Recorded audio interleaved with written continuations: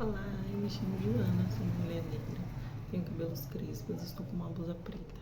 É uma alegria estar aqui apresentando o relato da minha pesquisa, que busca repensar o cuidado a partir das tensões entre gênero, maternidade e os limites da divisão sociossexual do trabalho. Começo ressaltando algo que parece simples, mas que estrutura toda a nossa vida social. Historicamente, a responsabilidade pelo cuidado e pelas tarefas foi atribuída às mulheres, e isso não aconteceu por acaso, se enraizou culturalmente como se fosse um destino natural. E esse trabalho que garante que tudo funcione, que as pessoas comam, sobrevivam e possam trabalhar é um alicerce da sociedade, embora raramente seja tratada como tal.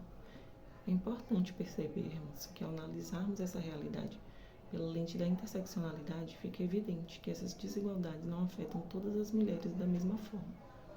Patricia Hill Collins explica que as opressões não existem isoladamente, mas se conectam para produzir experiências específicas. Quando olhamos para o cuidado a partir dessa perspectiva, vemos que as mulheres negras e de classes populares carregam um peso ainda maior. Elas enfrentam restrições de tempo, limitações de oportunidades e condições de trabalho muito mais precarizadas. E isso significa que a desigualdade não está apenas no fato de que essas mulheres cuidam, está no modo como essa responsabilidade se distribui de forma profundamente desigual dentro do próprio grupo das mulheres. O objetivo dessa pesquisa foi compreender exatamente como essa divisão sociossexual do trabalho, combinada com marcadores como raça e classe, aprofunda as desigualdades vividas por mulheres mães. Afinal, o trabalho doméstico foi naturalizado como uma obrigação feminina e não reconhecido como uma construção social e econômica que poderia e deveria ser transformada. E essa invisibilidade faz com que o cuidado seja visto como algo que vem do coração e não como trabalho. E quando o trabalho deixa de ser visto como trabalho, ele também deixa de ser reconhecido, valorizado e ou remunerado. E a partir de uma análise qualitativa e bibliográfica, busquei dialogar com autoras feministas que discutem gênero, raça, classe e trabalho em diferentes contextos. E essa abordagem me permitiu identificar pontos em comum e tensões entre elas, revelando como a naturalização do cuidado se mantém como uma das principais engrenagens da desigualdade contemporânea. Lely argumenta que a sociedade brasileira produz uma articulação entre racismo e sexismo que empurra mulheres negras para lugares de subalternização. Isso se expressa de forma muito evidente no campo do trabalho doméstico e do cuidado. E os resultados da pesquisa confirmam que o cuidado continua sendo uma responsabilidade feminina, mas também mostram que essa responsabilidade pesa de forma mais intensa sobre as mulheres negras e de baixa renda. Essas mulheres ainda vivem uma sobrecarga que afeta diretamente seu tempo, a sua saúde, a sua autonomia e participação econômica.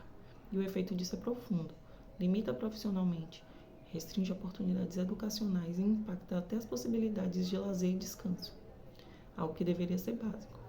Ao mesmo tempo, o cuidado é absolutamente indispensável para que a sociedade funcione, mas a sua valorização, tanto econômica quanto simbólica, permanece mínima. Quando observamos o lugar do cuidado na estrutura social brasileira, percebemos que opera como uma tensão permanente entre a necessidade e desvalorização. Ele é essencial, mas não é reconhecido.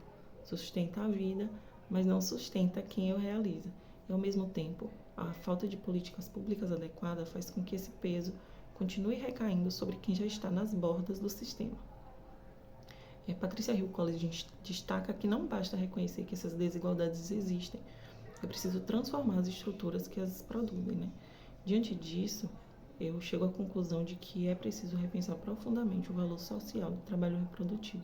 Precisamos de políticas públicas que redistribuam as responsabilidades do cuidado, que reconheçam a sua importância econômica e que promovam participação igualitária. O que implica o quê? Em enfrentar o machismo, racismo, que moldam a forma como o cuidado é distribuído na nossa sociedade. E, sobretudo, reconhecer que, ao transformar o cuidado, a gente transforma também o modo como a vida coletiva é organizada. Repensar o cuidado, portanto, não é apenas um debate acadêmico, é uma necessidade concreta para construir uma sociedade mais justa, mais igualitária e mais humana. E assim eu encerro a minha apresentação. Muito obrigada.